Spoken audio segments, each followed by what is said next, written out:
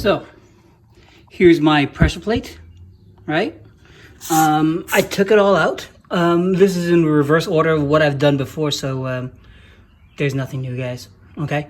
The only thing I'm looking out for is if you can take a look. This is the guiding slot that should go into where so I'll show you in a minute. Actually, no, I'll show you right now. So that's the guiding slot, right? So if we were to take a look, let me see if I can do this upside down. Oh, all right. So if you take a look over here, that open bigger hole fits into this, and it has to go into this. There's no other way. All right. If it goes anywhere else, it's just going to be protruding out. I checked earlier, and it was correct. It was in the right spot. Here are the screws that I had to take apart. Okay. If you guys saw my other videos, you would have seen where it came from. As you can see, here's the starter. When you put it in, it's all going to line up perfectly, right? Oh crap, that's going to be a pain in the butt for me to put back later on. Anyway, I will figure that out. This has to line up as well to make sure everything goes in right. Okay, so that's that piece. Oh. All right. Then after that, the other thing is, so this is the flywheel, sorry. This is the flywheel, this is the pressure plate, and this is the clutch itself. The other thing to consider is to make sure that, to see where it says the gears box side, that has to go towards the back, right? To the transmission itself. I want to take a look again to make sure that along the way when I took the stuff back in and out, that I didn't swap it in it anyway. So what I'm going to have to do is check again and again to make sure that I get everything on right this time, and then test it out some more.